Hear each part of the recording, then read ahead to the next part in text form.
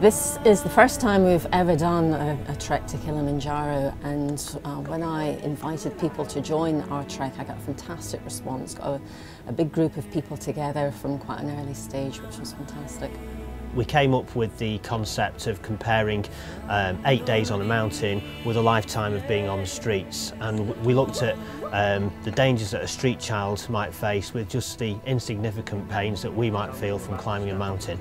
I mean, the reason why I actually did this wasn't because I enjoy walking. I'm not an outdoorsy type person, but I felt the position I'm in a senior position in the rail industry, and the rail industry is quite close-knit. I could raise a lot of money. I think I was, kind of really, excited. It was at first it was very warm. I was quite apprehensive about things like altitude sickness, but I think there's a real level of excitement. When we got there, I think the magnitude of the walk up and down, because you go across valleys and up and down certain ridges, was perhaps more than I had expected prior to going. That first sight of the mountain was phenomenal. You see so many photographs of it, it looks brilliant, but when you actually see it for real, it is huge and it's scary, and suddenly you think, I've got to climb all the way up there. It's sunrise at day 5. Yesterday was really tough. It was very emotional. It was a really long day. Mountain sickness is starting to really affect people now, and we've got a lot of nausea, really crushing headaches and exhaustion. As each day goes on, you get more and more determined to get to the top, although obviously physically you get more tired as the adventure goes on. Really enjoyed today, felt a little bit headachy first thing. You can see the hill behind us, but we've got another 2-3 nights before we get up there.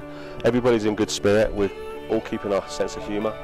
We've had pretty much every weather, I think, except snow, hail, rain, sun. Feeling better for the view behind me because it's fantastic, and really can't wait now to get to the top of this bloody mountain. Failure is not an option. The summit climb shocked me. I did suffer from altitude sickness, as it turned out, I really had to shuffle along. I virtually crawled up to the top in the end. After 7 hours of walking, just the last 50 metres for me, I really had to almost crawl over the line. The high point really is the high point at Kilimanjaro. That's what you're aiming for the whole year, and being there with people that you've been with for the last 8 days, and you've supported each other and you're all there together, was just amazing. And I cannot describe in words how it felt.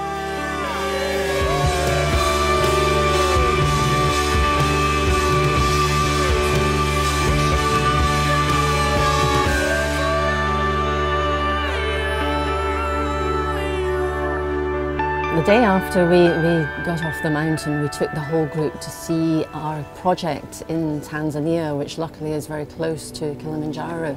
It's called Mkombozi, and it's a fantastic project that helps the children who have been living on the streets, gets them off the streets and gives them hope, gives them a future.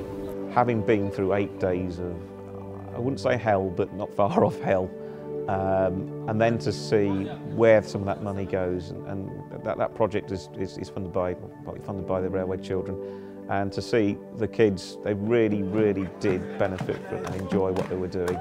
You actually understand that what this does is replace hope in life and give them a reason for achieving in the future, something that for sometimes we take for granted and they can't. It is without doubt one of the most incredible experiences of my life. Certainly the most physical challenging. It was a lovely group of people, and that made it very special. It made it a very special trip. The project in Moshi that we visited is just one of our projects in India, the UK and East Africa, and the money we've raised from this event will help these projects for a great many years to come. So we need more people to do this event so that we can help more children living on the streets around the world.